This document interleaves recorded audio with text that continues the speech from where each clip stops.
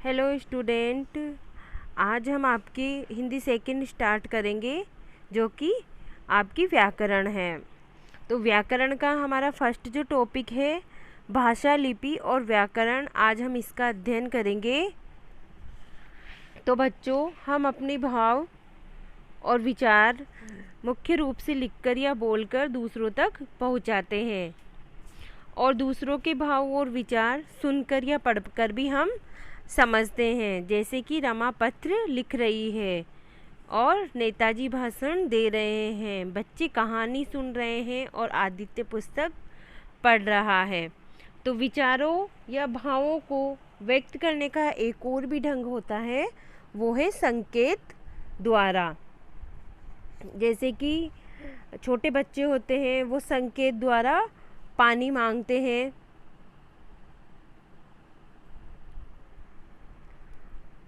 और सिपाही हाथ से यातायात रुकने का संकेत करता है, तो हम समझ जाते हैं कि हमें रुकना है। तो जब बच्चा पानी मांगता है तो माँ ये समझ जाती है कि उसको पानी पीना है।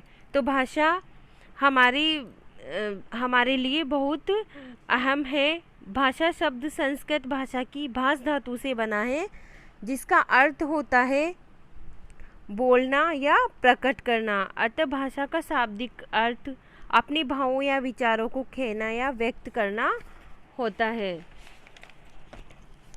अब है हमारी भाषा। तो भाषा होती है भावों और विचारों के आदान प्रदान के समर्थ माध्यम को ही भाषा कहते हैं। जब हम अपने भाव और विचार दूसरों के सामने प्रकट करते हैं और दूसरों के भाव और विचार हम ग्रहण करते हैं, तो इसी को हम भाषा कहते हैं। भाषा के मुख्य रूप से तीन भेद होते हैं। तो इसमें प्रथम होता है मौखिक भाषा, लिखित भाषा और सांकेतिक भाषा। तो बच्चों, सबसे प्रथम हमारे आती है मौखिक भाषा। मौखिक भाषा वह होती है जिसमें हम अपने भावों और विचारों को दूसरे के सामने बोलकर प्रकट करते हैं। यही क्या होती है? मौखिक भाषा होती है। और यह भाषा मौलिक या प्रारंभिक भाषा होती है। बच्चा लिखने से पहले ही अपनी मातृभाषा का प्रारंभिक रूप सीख जाता है, वह बोलने और समझने लगता है। तो लिखना कब सीखता है? वो बाद में सीखता है। और पहले बच्चा क्या सीखता है? बोलना और समझना सीखता है। तो हमारे दैनिक जीवन में अधिकांश कार्य इसी भाषा का होता है। कौन सी भाषा का होता है? हमारे जीवन में अधिकांश कार्य मौखिक भाषा का होता है। जैसे कि हम कहानी सुनते हैं, कोई हमें कुछ कहता है वो सुनते हैं, तो सब किस में आते हैं? मौखिक भाषा के अंदर ही आते हैं। दूसरी है हमारे लिखित भाषा। तो लिखित भाषा बच्चों वो होती है जब हम अपने भाव और विचार दूसरों के सामने लिखकर प्रकट करते हैं। तो वो कौन सी भाषा होती है? लिखित भाषा होती है। और इसे सीखने के लिए हमें प्रयत्न करना पड़ता है। लिखित भाषा स्थायी होती है। जैसे कि पत्र लिखना या निबंध लिखना, ये सब किस में आते हैं? लिखित भाषा में आते हैं। या अपनी बात जब कोई बोल नहीं सकता, जैसे कि कोई गूंगा है, वो बोल नहीं सकता, तो वो अपनी भाषा को वो किस तरीके से अपने भाव और विचारों को प्रकट करेगा? हमारे सामने लिखकर। वो हमें लिखकर समझाएगा कि उसको क्या चाहिए या उसको क्या ज़रूरत है। नेक्स्ट है हमारे सांकेतिक भाषा। भाषा का वह रूप जिसमें हम अपने भाव और विचारों को केवल संकेतों से समझते हैं या प्रकट करते हैं, उसे सांकेतिक भाषा कहते हैं।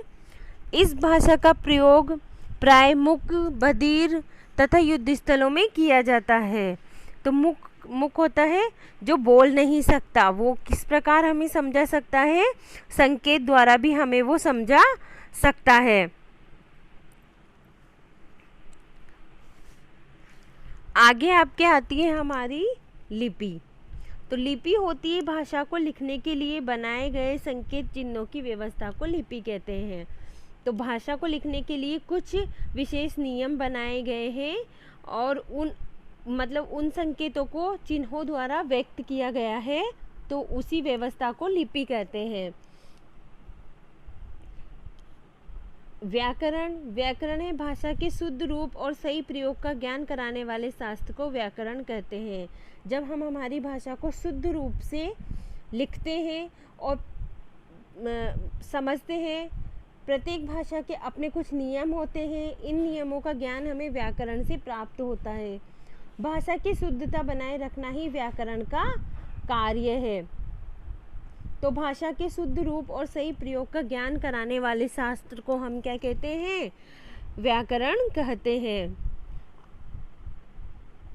आगे है हमारे राष्ट्रभाषा। तो हमारी जो राष्ट्रभाषा है वो हिंदी है और हमारी जो राजभाषा है वो भी हिंदी है, इसी ही हमारी राष्ट्रभाषा कहते हैं। और हमारी जो हिंदी भाषा है उसकी लिपि कौन सी है? देवनागरी लिपि है।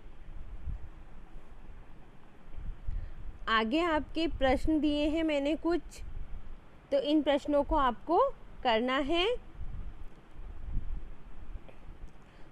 पहला प्रश्न है, भाषा किसे कहते हैं? भाषा किसे कहते हैं ये मैंने आपको समझा दिया था अभी। तो भाषा किसे कहते हैं ये आपको करना है। नेक्स्ट क्वेश्चन है आपके, भाषा के कितने भेद होते हैं? ये भी मैंने आपको बता दिया।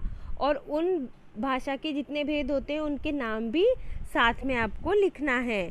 और हमारी हिंदी भाषा की लिपि का क्या नाम है वो भी आपको लिखना है। नेक्स्ट क्वेश्चन है, लिखित भाषा किसे कहते हैं? तो ये इसका आंसर भी आपको लिखना है। हिंदी सेकंड की आपको नोटबुक बनानी है अलग से, उसके अंदर आपको इन प्रश्नों के उत्तर लिखने हैं। Thank you, bye student.